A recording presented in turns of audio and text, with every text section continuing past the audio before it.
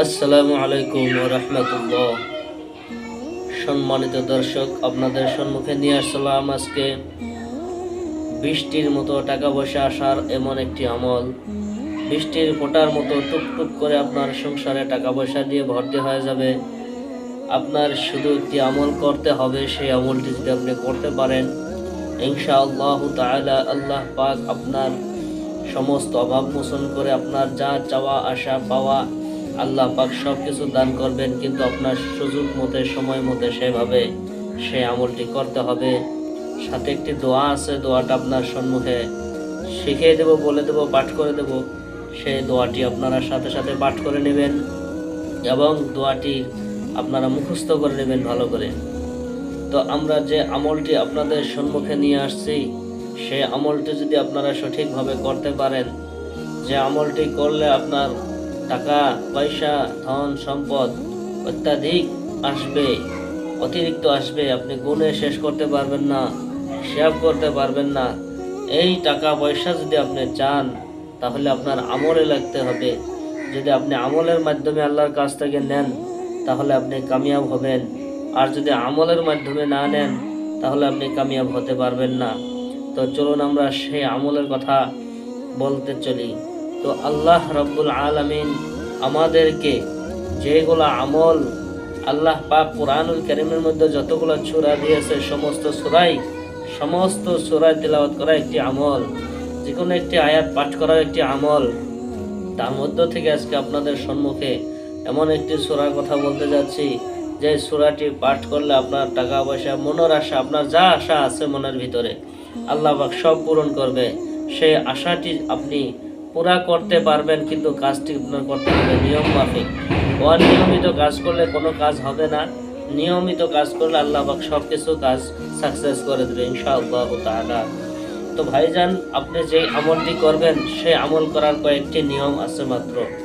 তো সেই আমলের নিয়ম কয়টা যদি আপনি ফলো করতে পারেন, আল্লাহ পাক আপনাকে সাকসেস করবে। আমলের নিয়ম, তার মধ্যে থেকে আপনার সর্বপ্রথম আপনি উযু অবস্থায় থাকতে হবে। আপনার উযু অবস্থায় থাকতে হবে। আপনি পেশাব করলে পেশাবের পর আপনি ঢিলা ব্যবহার করে আপনি আবার উযু অবস্থাতে থাকবেন। আপনি পেশাব করলেও উযু করবেন, পায়খানা করলেও উযু করবেন, সর্ব অবস্থাতেই আপনি উযু অবস্থাতে থাকবেন।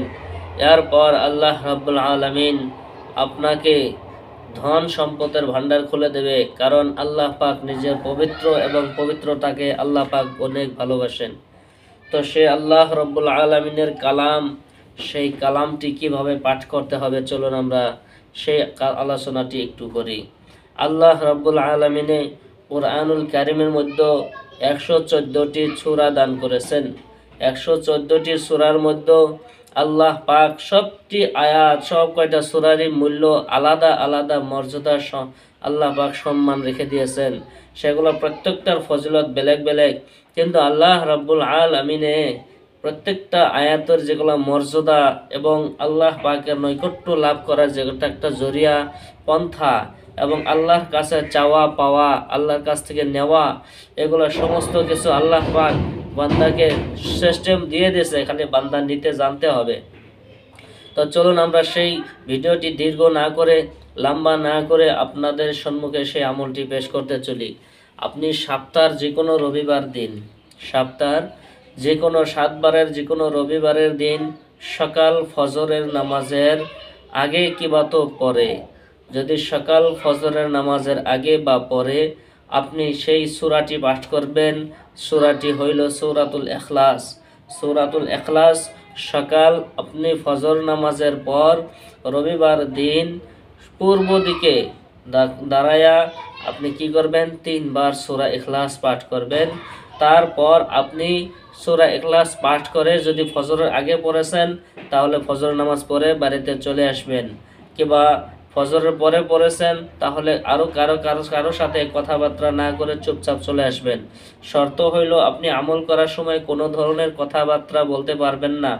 আপনার খেয়াল থাকতে হবে, আল্লাহর দিকে মনোনিবেশ করতে হবে, আপনার ইয়াকিন ও বিশ্বাস আল্লাহর উপরে সম্পূর্ণরূপে থাকতে হবে।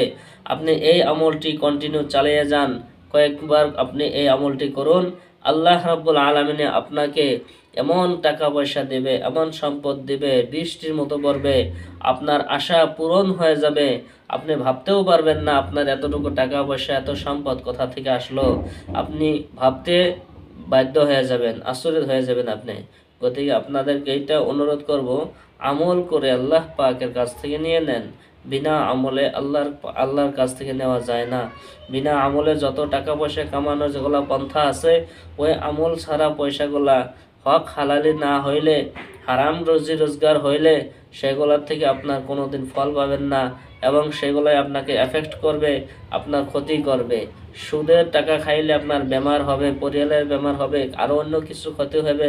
কয়েক বছর পর আপনার সব কিছু নিস্তে নাবুদ হয়ে যাবে। হারাম পয়সা খাইলে আল্লাহ পাক সব কিছু নিস্তে নাবুদ করে দেবে। গতিকে হালাল পয়সা, হালাল ইনকাম, সঠিক নিয়ত, খাস দিলে ইখলাসের সহিত কোনো একটি আমল করে আল্লাহ রাব্বুল আলামিনের কাছ থেকে নেন, তাহলে আল্লাহ পাক আপনাকে সাকসেস করবেন। আর ওই আমলটা জিন্দেগি ভর করবেন, আপনার সম্পদ জিন্দেগি ভর থাকবে। আশা করি ভালো লাগবে। বেশি বেশি লাইক, সাবস্ক্রাইব এবং শেয়ার করবেন। কমেন্টে আমিন না লিখে যাবেন না।